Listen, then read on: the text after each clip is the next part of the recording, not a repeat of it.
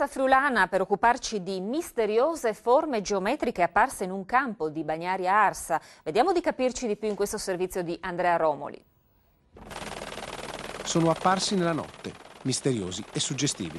A pochi passi dallo svincolo autostradale di Palmanova, in un campo di grano, sono stati tracciati 3 grandi cerchi perfettamente geometrici, in tutto simili a quelli che in giro per il pianeta compaiono con regolarità da alcuni decenni.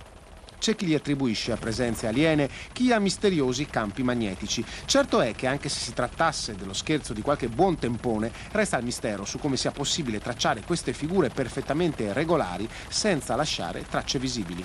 Da stamattina i cerchi nel grano di Palmanova sono stati immediatamente presi d'assalto da curiosi e appassionati dell'occulto. Siamo di fronte a un mistero, il mistero che ci permette persino di ragionare, che è un po' impossibile. Penso, con i mezzi che l'uomo ha, fare una cosa nel breve tempo possibile, senza essere visti. Secondo lei ci sono gli omini verdi dietro questa cosa? Oddio, te me cogli di sorpresa. Qualcosa di misterioso senz'altro. Penso che ci sia un'energia molto, molto forte, perché io la sento anche con le mani. Bene. E secondo lei invece cosa sono?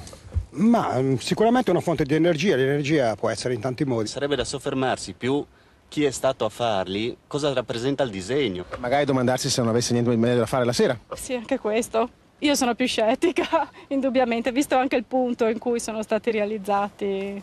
Figure come quelle comparse a Palmanova non sono una novità in regione. Se ne videro di simili a Zoppola all'inizio degli anni '80 e persino tracciate nell'asfalto a Pordenone. In tutti i casi si scoprirono gli autori dei falsi, ma la passione per l'occulto e il mistero pare avere solide radici anche in una regione tradizionalmente solida e concreta come il Friuli Venezia Giulia.